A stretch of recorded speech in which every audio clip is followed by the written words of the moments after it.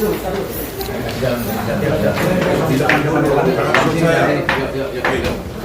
jangan saya, sempat ada saya di TV, saya culik satu orang.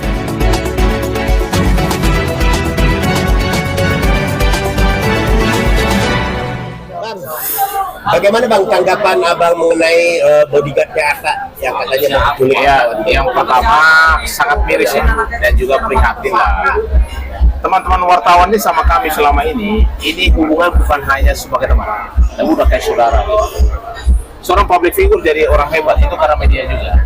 Jadi kalau menurut saya, bodyguard itu tidak pada tempatnya, ya, mengancam wartawan yang dimana wartawan itu ada dililingi oleh undang-undang pers dan juga jurnalistik yang mana akan memberitahukan, menginformasikan seluruh berita itu kepada masyarakat. Sebenarnya ini tidak ada urusan kalau Atta itu teman dan juga dia jadi pelajar, tidak ada urusan dengan dia. Hanya saja porsinya bodyguard itu tidak pada tempatnya menyampaikan apa yang dia sampaikan kemarin karena dia bukan harus berbicara, dia itu fokus kepada objek. Kalau terjadi apa dengan objek baru dia mengambil langkah, bukan dia yang malah justru statement seolah-olah dia sebagai pengacara gitu. Apalagi ngancam-ngancam orang. Negara sekarang tidak boleh pakai ancaman-ancaman lagi mas. Apalagi ngancam teman-teman wartawan, kami siap hadapi gitu. Tidak boleh yang kayak gitu. Yang kedua, kalau memang mau ambil bodyguard yang memang terlatih, terdidik sesuai SOP. Jadi jangan sampai dia blunder kayak gini kan kasihan Atanya kan. Atanya nggak tahu dia bukan yang menyuruh atau men-setting kasus, ternyata bodyguardnya sudah seperti itu kan gitu. Untuk pendapat Debbie gimana? Ya mungkin sama ya. Ini kan jadi terbalik, Atanya malah diem kok malah bodyguardnya yang berlebihan gitu ya. Ini mungkin kembali lagi rasa mungkin terlalu euforia kali bodyguardnya sehingga jadi melebihi seperti pengacara gaya bahasanya atau bahkan seperti polisi gitu. Dan dengan cara dia mengancam-ngancam memang harus dapat pelajaran juga gitu. Jadi saya sepakat tadi sama juga dengan Bang Agus Nahar karena media ini tidak bisa diancam-ancam, mereka dilindungi oleh undang-undang pers gitu loh. Justru ketika media nanti berbalik, dia yang akan dilaporkan malah dia yang kena pengancaman ya kan, dia yang akan kena sanksi. Jadi sekarang begini, yang oknum ini kan sudah dilaporkan oleh beberapa organisasi, ya, dan kan menurut saya itu aja.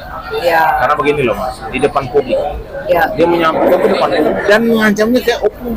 Benar. Teman-teman wartawan gila. Sudah hari ini masih ada oknum dengan gagah, kalau mau ngajak udah nggak waktunya lagi. Dan dia bukan kapasitas yang bicara gitu loh. Bodyguard itu masuk, kalau saya punya perusahaan bodyguard, perusahaan security saya dibalik, itu hanya nangani objek. Ketika objek diserang, dia yang duluan pertama, bukan untuk ngomong, nggak ada. Kecuali wartawan kemarin, ada wartawan nggak yang senggol-senggol bodyguardnya? Nggak ada. Jadi kita harus fair aja, prosesnya biarkan berjalan. Karena ini justru akan nama Atta yang harusnya tidak harus tersangkut dengan persoalan ini. Kita anggap bahwa ini pribadinya si bodyguard, ini tidak urusan dengan Atta, karena Atta sendiri bukan yang menyuruh dia untuk bicara, tidak ada. Tapi setidaknya kalau menurut saya, kalau mau supaya ada public figure mau mencari bodyguard, carilah orang yang tepat, yang mengerti tentang masalah pengamanan dan standarisasi tentang bodyguard, supaya dia itu hanya fokus ke objek, jangan dia sebagai juru bicara. Apalagi ngancam-ngancam orang, lu ngancam siapa lu? Nggak benar itu, udah nggak benar. Kalau saya ditindak aja.